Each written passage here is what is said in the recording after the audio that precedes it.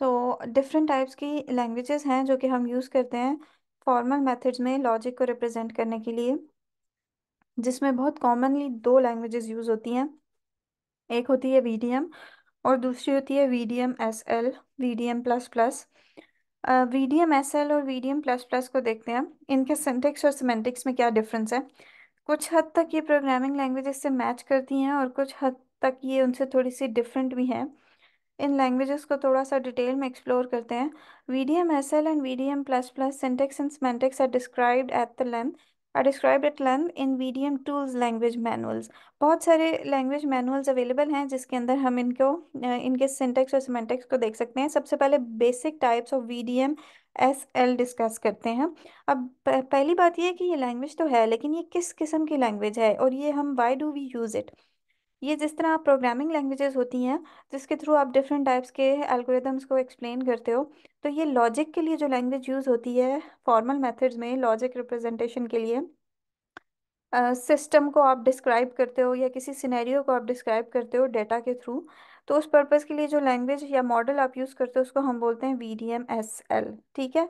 VDM SL के अंदर जैसे प्रोग्रामिंग लैंग्वेजेस में डिफरेंट टाइप्स हैं, इसी तरह VDM SL के अंदर भी डिफरेंट डाटा टाइप्स हैं।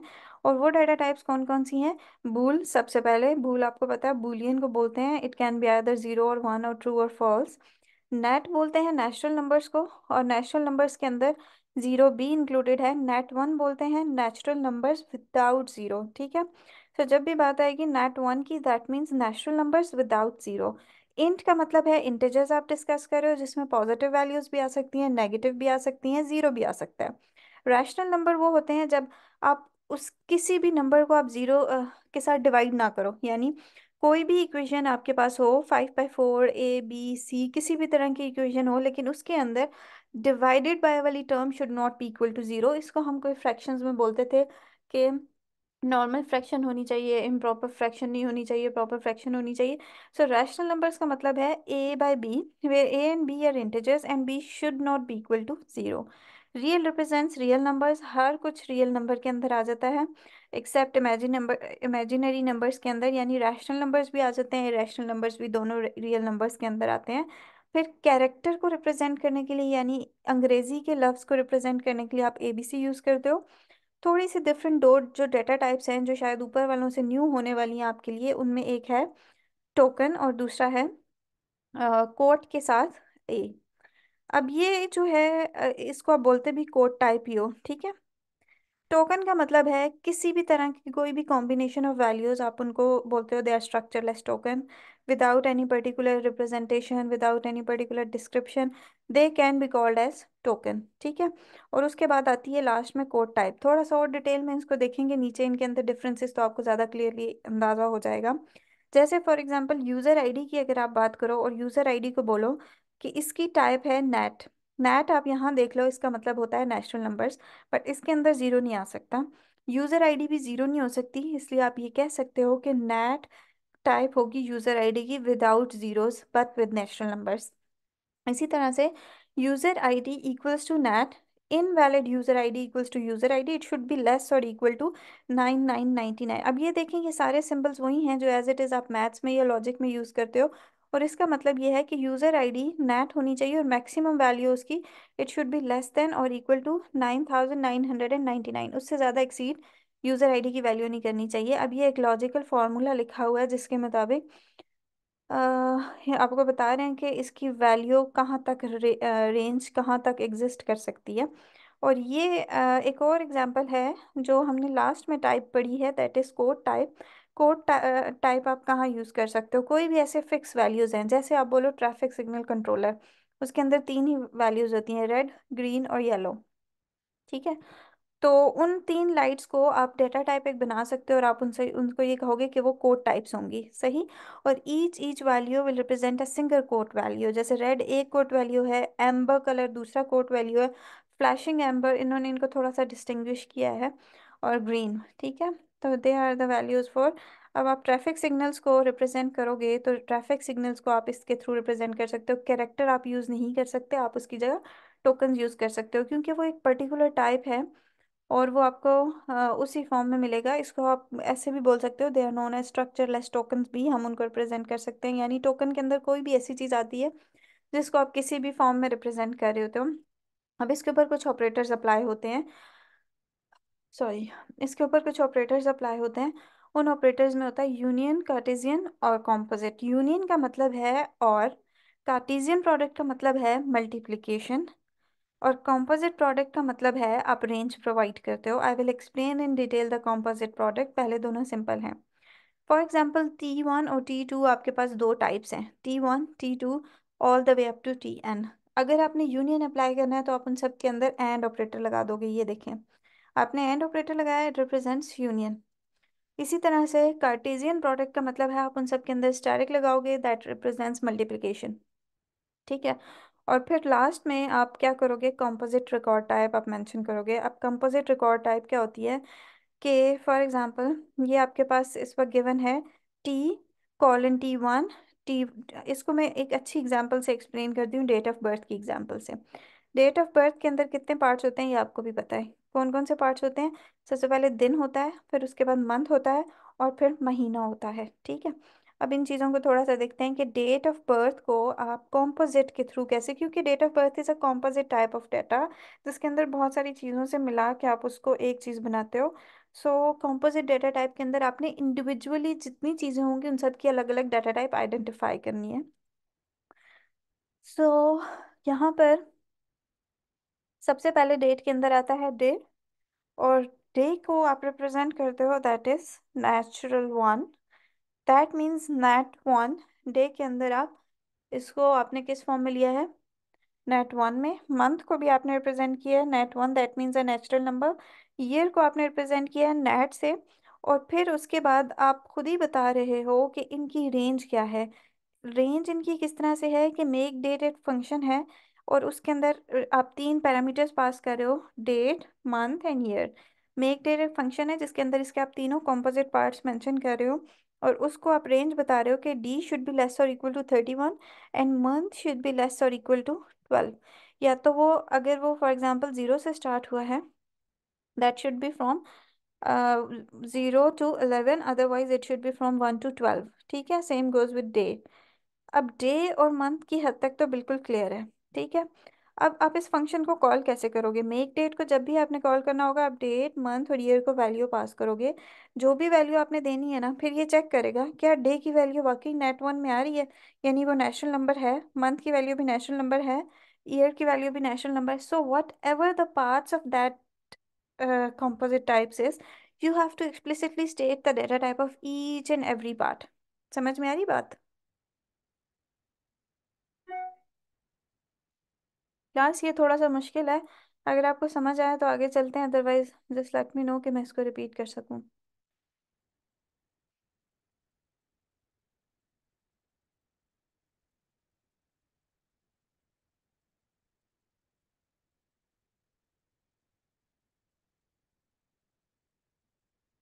मैम हम पढ़ लेंगे, अगर समझ में नहीं है दोबारा आपसे दूसरी क्लास में पूछ लेंगे। ओके जी, ठीक है। कॉम्पोजिट टाइप के अंदर सिंपली ये बात याद रखें कि कॉम्पोजिट टाइप के अंदर तीन पार्ट्स या चार पार्ट्स या पांच पार्ट्स वाली चीज़ आप डाल सकते हो, एक दो पार्ट्स वाली भी, लेकिन हर एक पार्ट की अलग अलग टाइप आपने स्पेसिफाई करनी है। वो टाइप आप यहाँ से स्पेसिफाई कर रहे हो। और फिर फाइनली आप अगर फंक्शन लिखना चाह रहे हो तो फंक्शन की रेंज आपने कैसे डिफाइन करनी है, वो ये है कि डी की वैल्यू शुड बी लेस और इक्वल टू दिस, एम की वैल्यू शुड बी लेस और equal. So this is how actually you write different functions and you write different ranges of different data types and you apply different operators on those data types। इसका syntax अगर आप देखो तो वो ये है, अभी आपके लिए समझना आसान होगा। जो इस वक्त कंपोजिट टाइप है वो टी से रिप्रेजेंट हुई है, उसके अंदर फर्स्ट पार्ट को रिप्रेजेंट किया है F1 के साथ, सेकंड पार्ट को रिप्रेजेंट किया F2 के साथ, लास्ट पार्ट को रिप्रेजेंट किया Fn के साथ। F1 की टाइप बन रही है A1, F2 की टाइप बन रही है A2, और Fn की टाइप बन रही है AN। Right? So this is how actually you make a date collection types model groups of values। collections एक different अब data type है। अब इसको देखते हैं कि collections और sets में difference क्या है। collection represent कर रहा है different groups का, different values के group को, और set भी represent करता है different values के group को, यानी combination या collection को दोनों डिफाइन करते हैं, but there is a clear difference between collections और सेट्स। वो क्या डिफरेंस है वो हम देखते हैं। हमेशा जो सेट्स हैं they are finite ordered collections, ठीक है, इन विच duplication between values can exist. Sequences are finite ordered collections, ठीक है। ऑर्डर और अनऑर्डर मैटर करता है। Sequence should always be okay, I am sorry, मैंने दो कॉन्सेप्ट को मिसअंडरस्टैंड किया है या मिसकम्युनिकेट किया है। कलेक्शंस की दो टाइप, कलेक्शंस का मतलब नाम से भी पता चल रहा है कि कलेक्शन डिफरेंट वैल्यूज को ग्रुप करने का नाम है। अब कलेक्शंस की फर्दर दो टाइप्स हैं। एक टाइप है सेट्स और दूसरी टाइप है सीक्वेंस। सेट्स का मतलब ये है कि आपने डिफरेंट वैल्यूज को अनऑर्डर्ड कलेक्शन में कंबाइन किया है, ठीक है, यानी सेट्स के अंदर ऑर्डर मैटर नहीं करा।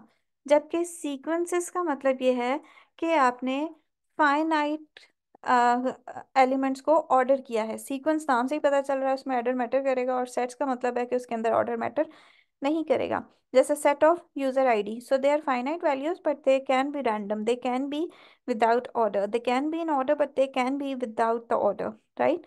सो सीक्वेंसेस का क्या मतलब है? When we discuss sequences, normally we prefer to have an order of each and every element that exists inside the sequence.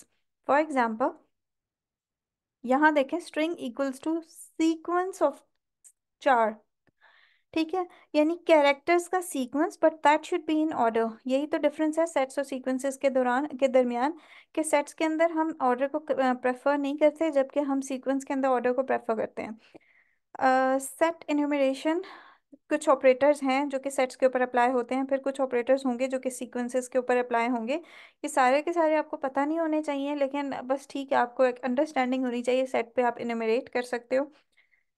For example आप उनको एक ब्रैकेट में लिख सकते हो। कंप्रीहेंशन कर सकते हो, जिसमें आप एक टाइप को डिफाइन करोगे कि ये टाइप है, एक्सप्लेन करोगे कि उसकी ये टाइप है, और दूसरी टाइप का फंक्शन रिलेटेड आप लिख सकते हो।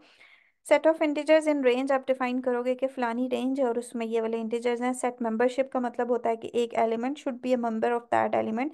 जो भी आपका सेट का एलिमेंट है उसको आप मेंबरशिप दिखाओगे तो ई इन ऑपरेटर यूज करोगे। हर एक चीज़ के लिए अपने अपने ऑपरेटर्स हैं, ठीक है। जैसे सबसे आसान आपके लिए अंडरस्टैंडिंग में ये सेट मेंबरशिप होगा, और इसमें आप बता रहे हो कि जो मेंबरशिप है आप उसको रिप्रेजेंट करोगे, कोई भी एलिमेंट है उसको आप किसी सेट के थ्रू रिप्रेजेंट करने के लिए यूज करोगे इन।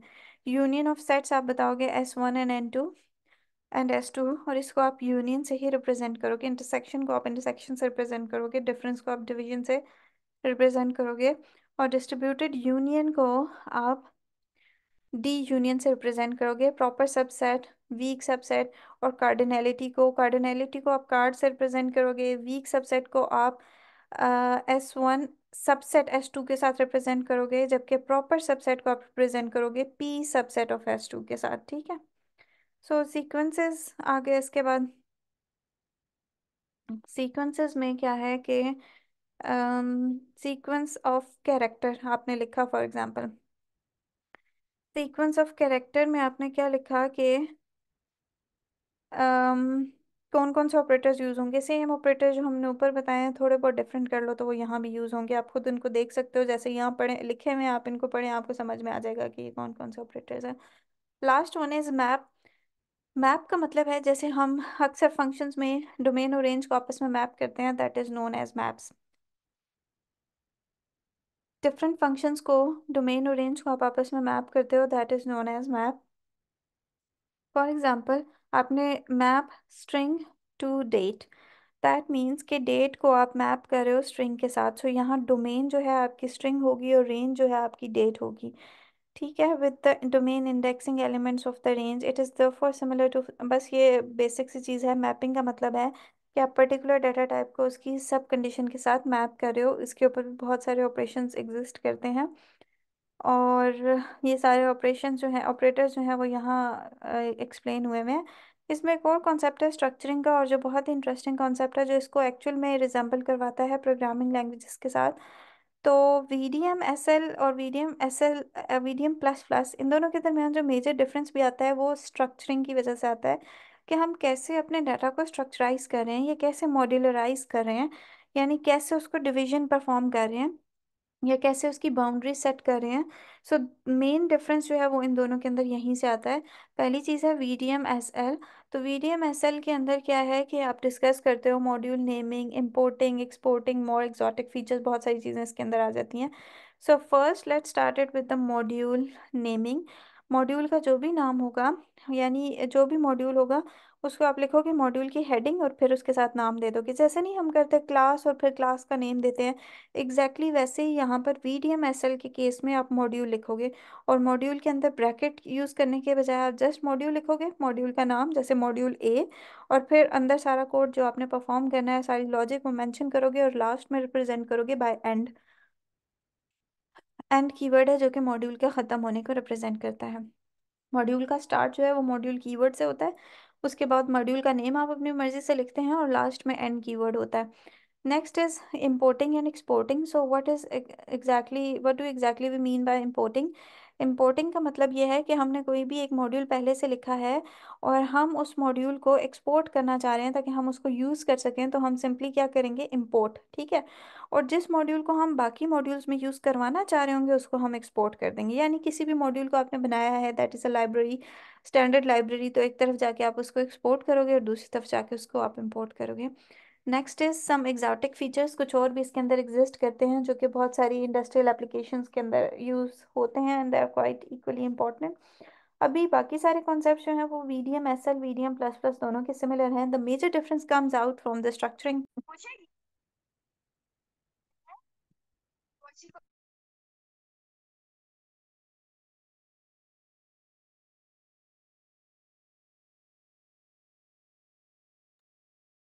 आई थिंक इंटरनेट कनेक्शन शायद ब्रेक कर गया था। Let's start from the point where we just stopped right now. Okay, so हम डिस्कस कर रहे थे स्ट्रक्चरिंग, कि how structuring is actually different in VDM plus plus and VDM SL। So VDM SL के अंदर आपने याद रखना है कि structuring is similar to that of modules, importing and exporting those modules. जबकि प्लस प्लस की जब बात आती है तो इसके एग्जैक्टली फीचर्स वही हैं जो ऑब्जेक्ट ओरिएंटेड प्रोग्रामिंग के अंदर होते हैं। यानी हम इसमें हर चीज़ फंक्शंस की फॉर्म में, क्लासेस की फॉर्म में, या फिर हम इनहेरिटेंस की फॉर्म में रिप्रेजेंट करते हैं। यहाँ देखते हैं इसके अंदर हर चीज़ जो है वो क्लास, इनहेरिटेंस और एक्सेस स्पेसिफायर की फॉर्म में रिप्रेजेंट होती है। So it is normally influenced by object oriented programming, जिसके अंदर क्लासेस और इनहेरिटेंस के थ्रू हम मोस्ट ऑफ द कॉन्सेप्ट्स को रिप्रेजेंट कर रहे होते हैं। So how do exactly we start a class. Class को आप क्लास से लिखते हो और एंड होता है क्लास एंड से ही।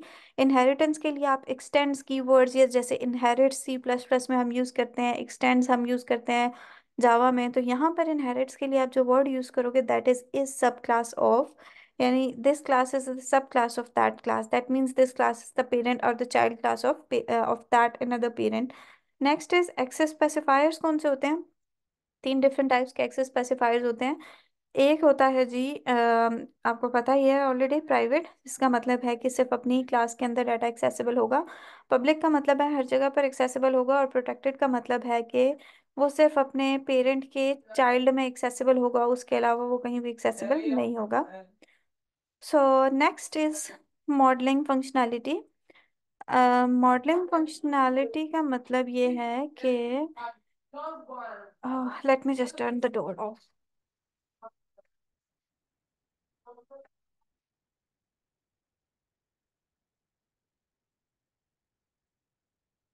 Okay, so next is modelling functionality. Modelling functionality में आप क्या डिस्कस करते हैं कि जो भी आपने फंक्शंस किसी भी पार्ट के अंदर रखा है, किसी फंक्शन को किसी क्लास के अंदर या मॉड्यूल के अंदर डिफाइन किया है, आप उसकी फंक्शनैलिटी को एक्सेस कैसे करोगे?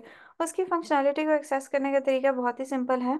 आप सिंपली क्या करोगे कि स्क्वायर रूट फंक्शन कॉल करोगे, और स्क्वायर रूट फंक्शन के अंदर आप वैल्यू पास करोगे x, वो वैल्यू सिर्फ नेचुरल नंबर हो सकता है, और इन रिस्पॉन्स जो आपको वैल्यू आएगी वो रियल होगी। That is a common sense कि आप किसी भी तरह की वैल्यू को पास कर सकते हो स्क्वायर रूट फंक्शन में, और वो स्क्वायर रूट फंक्शन आपको जो चीज़ रिटर्न करेगा वो रियल नंबर होगा, ठीक है। और इसी तरह से आप देख सकते हो स्क्वायर का फंक्शन, क्योंकि स्क्वायर रूट तो आपको पॉइंट में value most of the times return करता है, तो आप ये कहते हो कि जो वैल्यू है इसका रिजल्ट वो रियल फंक्शंस की फॉर्म में आएगा।